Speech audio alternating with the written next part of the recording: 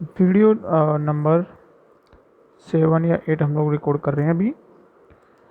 हमने कल पढ़ा था कि वास्तविक पद महत्तम होता है न कि न्यूनतम। ठीक है, अब हम देख एक ऐसी सिचुएशन, ऐसा कब होता है जब हमारा जो परावर्तक सतह वक्राकार हो और हम लोग इसे एक दीर्घवृत्त पे अगर इसको रखने का प्रयास करें और ये इनवर्ड साइड में हो, दीर्घवृत्त से कम वक्र हो, तो उस स्थिति में ये हमारा केस होता है कि जो वास्तविक पद होता है महत्तम होता है न कि न्यूनतम। अब हम लोग एक ऐसी सिचुएशन पर विचार करेंगे जिसमें वास्तविक पद महत्तम नहीं होगा, न्यूनतम होगा। ओके, और वो सिचुएशन ऐसी होगी कि जो ये वक्राकार पद है ये इनवर्ट के बजाय ये थोड़ा ज़्यादा वक्र है। ठीक है, इस ज़्यादा वक्र का मतलब ये जो अगर हम इसको दीर्घवृत्त भी रखेंगे तो थोड़ा बाहर की तरफ रहेगा। तो ऐसी सिचुएशन में हम लोग विचार करते हैं आज। हालांकि वो कंडीशन है कि कब रहता है, डिपेंड करता है जो परावर्तक पृष्ठ है उसकी वक्रता पे हो निर्भर करता है। हम लोग देखते हैं वास्तविक पद महत्तम अथवा न्यूनतम परावर्तन की स्थिति में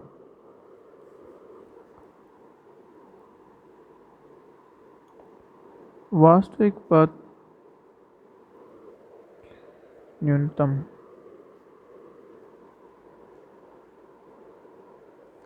वास्तविक पद न्यूनतम परावर्तन की स्थिति में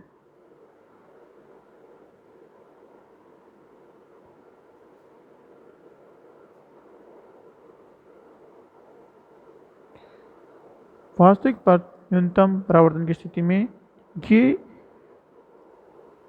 हम लोग सेकंड परिस्थिति देखते हैं जिसमें वास्तविक पद न्यूनतम है। इससे पहले वाली परिस्थिति में हमने देखा था कि वास्तविक पद महत्तम था।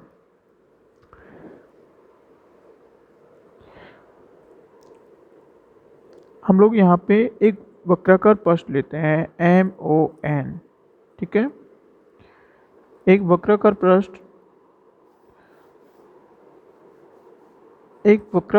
लेते हैं, एक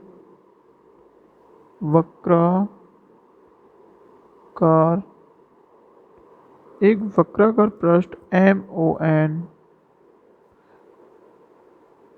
चित्रानुसार लेते हैं। ठीक है, देखो चित्रानुसार लेते हैं। जैसे हमारे पास में एक दीर्घवृत्त है, हालांकि हम लोग बाद में खींचते दीर्घवृत्त, और एक पृष्ठ लेते हैं। ये दीर्घवृत्त थोड़ा ठीक से नहीं बना, हम लोग उसको और ठीक से बना सकते हैं। एक हम लोग वक्राकार पृष्ठ लेते हैं, ऐसे ऐसे। ठीक है, जिसपे कोई बिंदु है हमारा ये M है, दूसरा हमारा ये बिंदु है O। ठीक है, और एक हमारा जो बिंदु है वो हमारा यहाँ पे हम लोग N बिंदु मान लेते हैं। ठीक है, तो एक वक्राकार पृष्ठ लेते हैं, ये हमारा वक्राकार पृष्ठ है जो कि परावर्तक सतह है इसके अंदर की साइड में, इस तरह से लेते हैं। ओके, अब हम दो बिंदु A तथा B पे विचार करते हैं। ठीक है, दो बिंदु A तथा B पे विचार करते हैं, तो A से चलने वाली प्रकाश की किरण O बिंदु से परावर्तित होकर के B बिंदु पे पहुंचती है। ठीक है, एक वक्राकार पृष्ठ MON चित्रानुसार लेते हैं। बिंदु A से चलकर एक किरण, प्रकाश की एक किरण, ठीक है, प्रकाश की एक किरण वक्राकार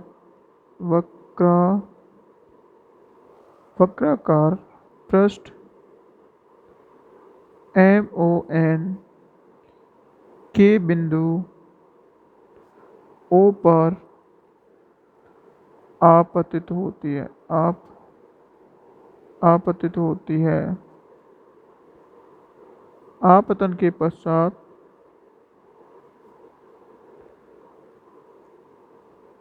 आपतन के पश्चात यह ओ बी दिशा में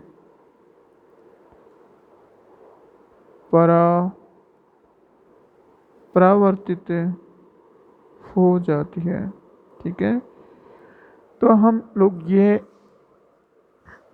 देखेंगे कि जो ये हमारा जो पथ है, प्रकाश के द्वारा तय किया गया पथ, ये अन्य निकटवर्ती पृष्ठों की तुलना, अन्य निकटवर्ती पथों की तुलना में ये न्यूनतम होगा। ठीक है, पिछले लेक्चर में हमने देखा था कि ये पथ हमारा महत्तम था, यहाँ पे हम देखेंगे कि ये मिनिमम होगा। ओके, अब हम क्या करते हैं, वो भी दिशा में परिवर्तित हो जाती है।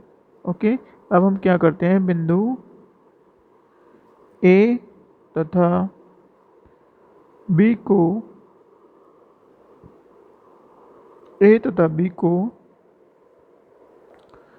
दो नाभि मानते हुए, ठीक है, ए तथा बी को दो नाभि मानते हुए बिंदु ओ से जाने वाला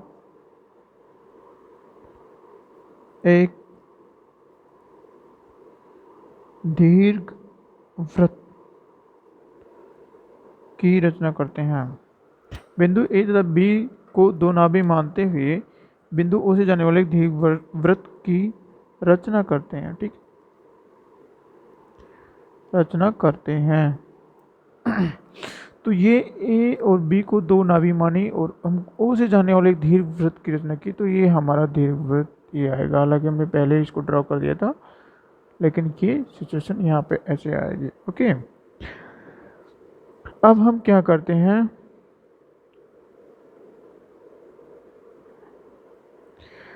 चूंकि ये दीर्घ वृत्त की प्रॉपर्टी से यहाँ पे हम देखते हैं कि दीर्घ वृत्त है उसकी पर्दे की तुलना में ये थोड़ा बाहर की ओर निकला हुआ है, तो ये थोड़ा कम वक्र है। ठीक है, ये जो MON पृष्ठ है थोड़ा कम वक्र है। कम वक्र का मतलब है कि ये थोड़ा बाहर की ओर निकला हुआ है दीर्घवृत्त से। अब हम क्या करते हैं, हमारा जो वास्तविक पथ है, ठीक है, रचना करते हैं। अब हम एक और पथ जो पथ है, ठीक है, वास्तविक पथ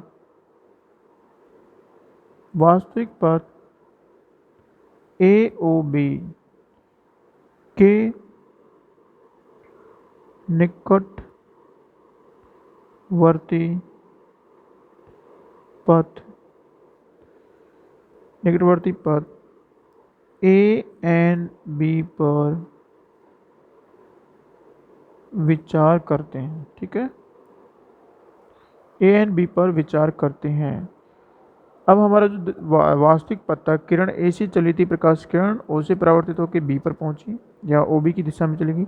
अब हम लोग इस AOB पथ के निकटवर्ती एक अन्य पथ पर विचार करते हैं, जिसमें क्या होता है, एक अन्य पथ ANB पर विचार करते हैं जिसमें हमारी प्रकाश की किरण ए से चलती हुई एन पर जाती है, जो कि वक्राकार पृष्ठ पर जाएगी, फिर यहाँ से परावर्तित होकर के वो बी दिशा में आ जाती है। ठीक है, वो कहाँ पे आएगी, बी दिशा में आ जाएगी। तो ये हमारा निकटवर्ती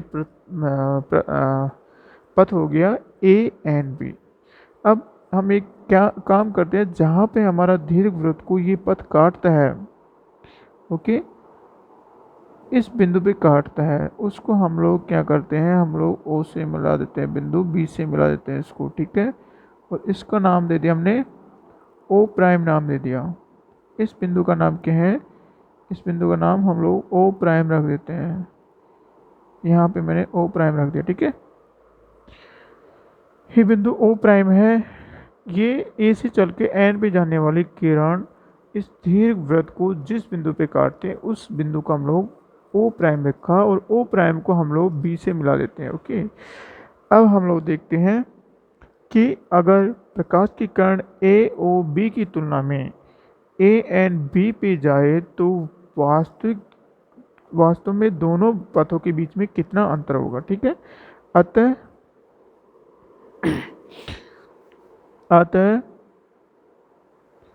वास्तविक पथ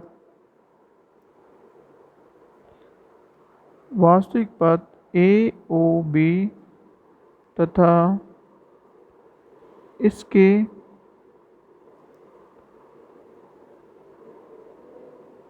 निकटवर्ती एक पथ ए एन बी में पथांतर, ये पथांतर यदि डेल्टा है तो हमारा क्या होगा, डेल्टा इक्वल टू, ये पथांतर डेल्टा है तो हमारा क्या होगा, delta equal to A O P minus A N B. ठीक है, इसका मतलब है ये त्रिभुज नहीं है, इसका मतलब है कि ए से ओ एंड ओ से बी, ए से एन एन एन से बी होगा। ठीक है, ये हमारा पहला नंबर का इक्वेशन है। ओके, दीर्घवृत्त की प्रॉपर्टी से क्या होगा, दीर्घवृत्त की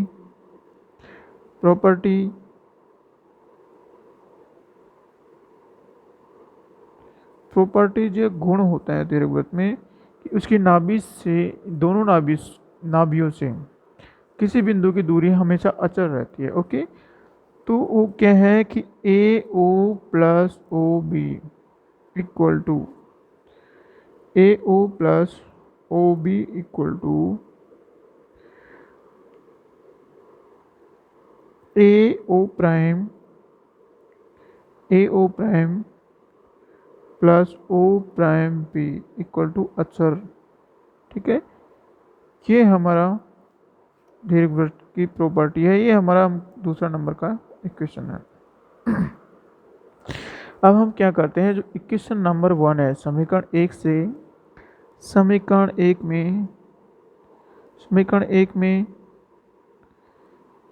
एक से क्या करते हैं हम लोग, delta equal to A O B क्या है, ए से चल के ओ तक प्लस ओ से चल के बी तक का पथ माइनस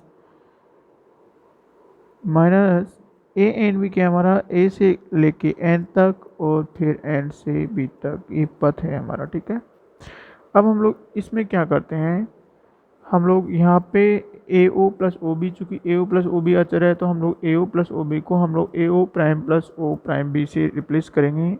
और हमारा जो ए एन है, यहाँ पे देखो हमारा जो ए एन है, ए एन के बीच ए जो रेखा है ए एन, वो हमारे दीर्घवृत्त को ओ प्राइम बिंदु पे काटते हैं। तो हम लोग ए एन को A O prime and O prime N में हम लोग इसको लिख सकते हैं। ठीक है, तो हम लोग रिप्लेसमेंट करते हैं समीकरण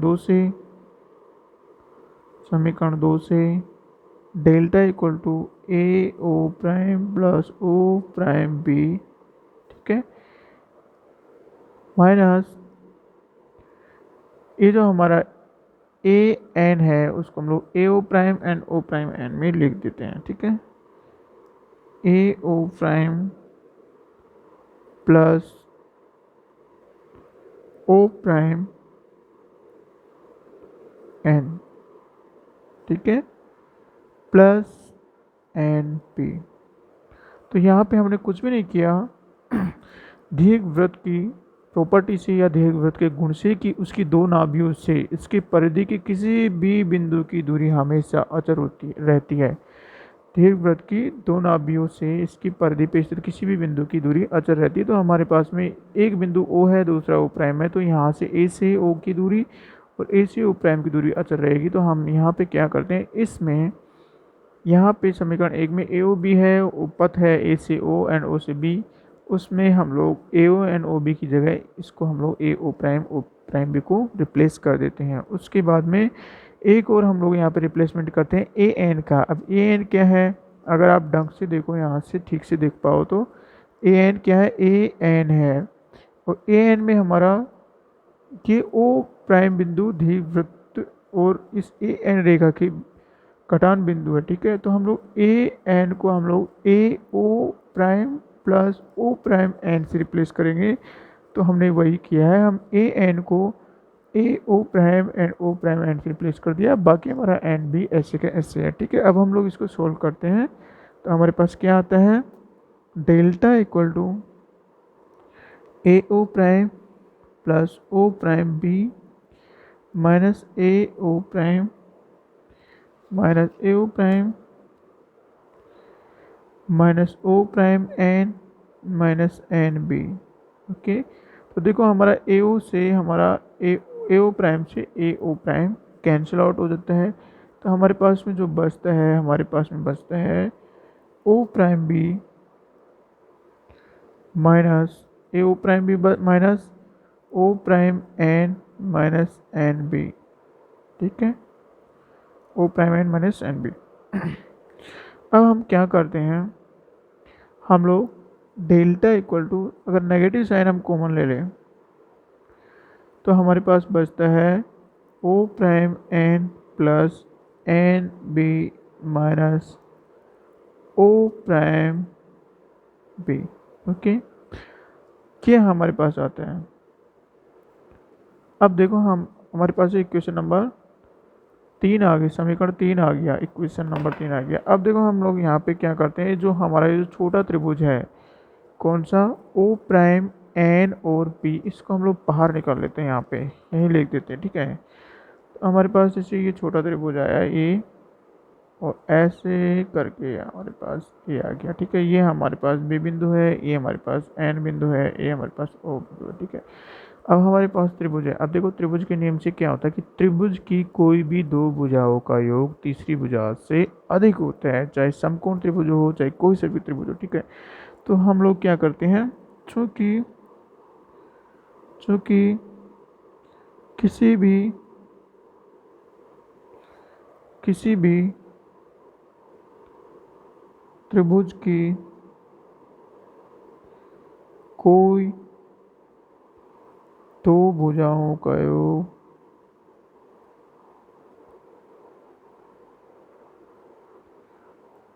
तीसरी भुजा से हमेशा अधिक होता है। ठीक है, त्रिभुज के लिए नियम है, एक सामान्य नियम। अब हम क्या करते हैं, इस त्रिभुज में से हम लोग कोई दो भुजा छांट लेते हैं। हमारे पास में दो भुजा है, O N prime N N B ले लेते हैं। ठीक है, तो O prime N plus O prime N plus N B. ठीक है, इन दोनों का योग हमारा जो ओ प्राइम बी है इससे अधिक होगा। ठीक है, हमारे पास कोई सी, इस चूँकि हमारे पास यहाँ पे दो भुजा दे रखी है, तो हम लोग उनको ही लेते हैं, उनका योग लेते हैं। वो एक तो ओ प्राइम एन है, ओ प्राइम एन एरी, एंड एन बी है, ये हमारी एन बी है। तो इन दोनों भुजाओं का योग इस तीसरी भुजा ओ प्राइम बी से अधिक होगा, ओ प्राइम बी से अधिक होगा। तो हमारा देखो इस दोनों का योग इससे अधिक होगा, तो ये ब्रैकेट में जो राशि आ रही है ये हमारी पॉजिटिव आती है। ठीक है, लेकिन इसके बाहर नेगेटिव साइन लगा हुआ है, अतः यहाँ से हम लोग इसको कैलकुलेट कर सकते हैं। आगे फॉरवर्ड करो इसको, O prime N plus N B, दोनों साइड से अगर आप ओ प्राइम बी इसमें से घटा दो, ठीक है, तो ये इज ग्रेटर देन, यहाँ से ओ प्राइम बी घटेगा तो यहाँ पे 0 आ जाएगा। ठीक है, तो ये हमारा O prime B plus N B minus O B is greater than 0। ठीक है, तो ये हमारी जो है ये पॉजिटिव क्वांटिटी है। ठीक है, तो यहाँ पे हम लोग रखते हैं, तो ये फिर क्या होता है, नेगेटिव आ जाती है। इसका मतलब हो गया कि हमारा, इसका मतलब अगर हम लोग यहाँ आगे से रखें, माइनस कर दें, हम लोग माइनस साइन लगा दें यहाँ पे, O prime N plus N B minus O prime B. ठीक है, क्योंकि ये हमारी पॉजिटिव क्वांटिटी थी, अगर हम इसका नेगेटिव लगा देंगे तो ये हमारे 0 से छोटी हो जाएगी ऑफकोर्स। ठीक है, तो ये जो हमारा है डेल्टा क्या होगा, delta will be negative. Okay, delta क्या हो जाएगा, नेगेटिव हो जाएगा। ये हमारा चौथा नंबर का समीकरण। अब डेल्टा क्या है हमारा, डेल्टा क्या है, वास्तविक पथ ए और बी और इसके निकटवर्ती पथ ए एन बी में पथांतर है। इन दोनों के बीच में पथांतर है, वास्तविक पथ तथा इसके निकटवर्ती पथ ए एन बी में पथांतर है डेल्टा, अतः ये पथांतर हमारा नेगेटिव होएगा। इसका मतलब क्या है, इसका मतलब है समीकरण 1 से हम देखें तो कि जो वास्तविक पथ है ए ओ बी वो इसके निकटवर्ती पथ ए एंड बी से छोटा है, तभी हमारा डेल्टा नेगेटिव आएगा। अतः अतः समीकरण एक से व 4 से, ठीक है, समीकरण 1 से व 4 से क्या होगा, वास्तविक पथ इसके निकटवर्ती पथों की तुलना में छोटा होता है, ठीक है, वास्तविक पथों की तुलना में छोटा। तो हमने देखा कि हमारी इस सिचुएशन में वास्तविक पथ छोटा आ रहा है, और इससे पहले वाली जो सिचुएशन थी ये तो हमारी वास्तविक पथ न्यूनतम, इससे पहले वाली सिचुएशन है वास्तविक पथ महत्तम। इसमें क्या है, वास्तविक पथ महत्तम आ रहा है। इसमें क्या है, जो हमारा जो ये वक्राकार पृष्ठ है ये दीर्घवृत्त से ज़्यादा वक्र है, इसलिए आ रहा है, अंदर की ओर इनवर्ड हो रहा है इसलिए।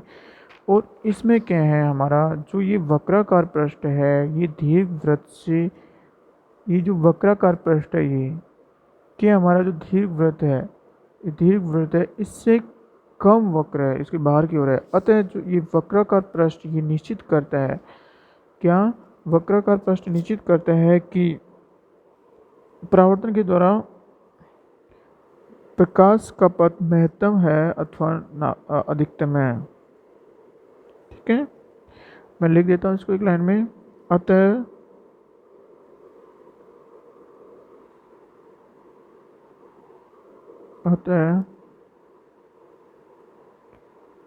परावर्तक बिंदु से होकर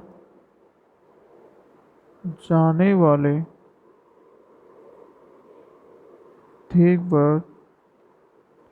दीर्घवृत्त के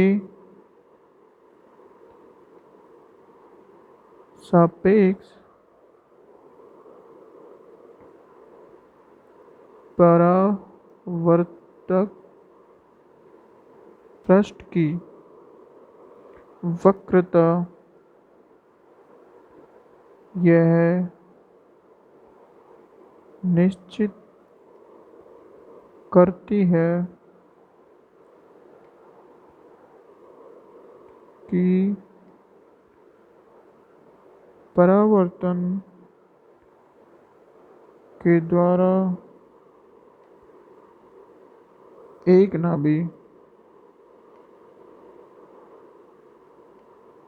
नाभि से दूसरी नाभि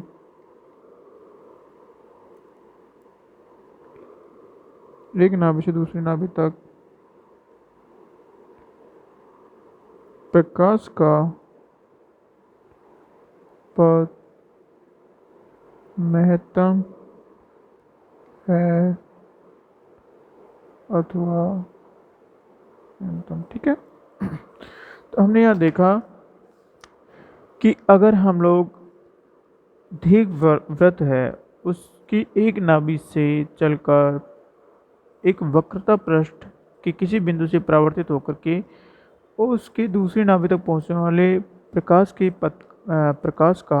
किरण का पथ महत्तम होगा या न्यूनतम होगा, ये हमारे वक्रता पृष्ठ पर डिपेंड करता है। अगर वक्रता पृष्ठ की वक्रता ज़्यादा है तो ये पथ न्यूनतम होगा, और अगर ये वक्रता कम है तो ये हमारे पास में जो वास्तविक पथ है ये महत्तम होगा। इस तरह से हम देखते हैं कि जो फर्मा के नियम में उसने जो फर्स्ट प्रिंसिपल दिया था, फर्मास प्रिंसिपल ऑफ लीस्ट टाइम, फर्मा का न्यूनतम समय का सिद्धांत, जिसके अनुसार फर्मा ने कहा था कि प्रकाश की किरण एक बिंदु से दूसरे बिंदु तक कितने ही परावर्तनों तथा अपवर्तनों द्वारा जाने में वो प्रकाश की किरण उस पथ का चयन करते हैं जिसके अंदर लिया गया समय न्यूनतम हो, ठीक है। न्यूनतम समय कब होगा, जब पथ न्यूनतम होगा, ओके। हमने उसकी क्या है, हमने बाद में देखा कि बहुत सी ऐसी स्थितियाँ आई है। अब ऐसी कौन सी स्थिति है, एक स्थिति ये है इसमें प्रकाश का पथ न्यूनतम है, ठीक है। इसी प्रकाश का पथ न्यूनतम है तो लिया गया समय न्यूनतम होगा। ये तो उस अभी जो दी बताई गई डेफिनेशन है उसको सेटिस्फाई करती है, लेकिन ये वाली कंडीशन सेटिस्फाई नहीं करती है, क्योंकि इसमें प्रकाश का पथ न्यूनतम होता है। हाँ, ये वाली कंडीशन सेटिस्फाई नहीं करेगी, ये वाली सेटिस्फाई करेगी, क्योंकि इसमें प्रकाश का पथ न्यूनतम होगा जब वक्राकार पृष्ठ की वक्रता कम होगी तीव्रत से। लेकिन ये वाली सेटिस्फाई नहीं करती है, क्योंकि इसमें वक्रता कम होने के कारण वास्तविक पथ महत्तम होता है। इसलिए हमारा जो फर्मा के नियम में संशोधन किया गया कि प्रकाश की किरण एक बिंदु से दूसरे बिंदु तक कितने ही परावर्तनों तथा अपवर्तनों द्वारा जाने में प्रकाश की किरण उस पथ का चयन करते जिसके अनुदिश लिया गया समय अन्य निकटवर्ती पथों की तुलना में न्यूनतम, महत्तम अथवा अचर हो। ठीक है, तो अब ये हमारा देखो, इस कंडीशन में ये महत्तम है मतलब मैक्सिमम है, इस कंडीशन में हमारा न्यूनतम है। ठीक है, तो ऐसी भी स्थिति आ सकती है कि वक्राकार पृष्ठ एकदम दीर्घवृत्त के ऊपर संपाती हो, तो उस स्थिति में ये अचर होगा। ठीक है, तो ये हमारा फर्मा का नियम लीस्ट टाइम था, जो लीस्ट टाइम था उससे संशोधन करके स्टेशनरी टाइम एक्सट्रीम पाथ में कन्वर्ट हो जाता है या बाद में दिया गया। ठीक है, इस तरह से हमारा फर्मा का जो नियम है वो लास्ट वाला वैलिड है कि प्रकाश की किरण द्वारा तय किया गया पथ अधिकतम, न्यूनतम अथवा अचर होता है। Thank you. नेक्स्ट लेक्चर में हम पढ़ेंगे, क्या पढ़ेंगे नेक्स्ट लेक्चर में बता देते हैं। नेक्स्ट लेक्चर में हम पढ़ेंगे कि पूर्ण आंतरिक परावर्तन की स्थिति में जो परावर्तन है उसकी कंडीशन क्या हो, पूर्ण आंतरिक परावर्तन उसकी उस स्थिति में जो अपवर्तन का नियम है उसकी क्या कंडीशन होती है।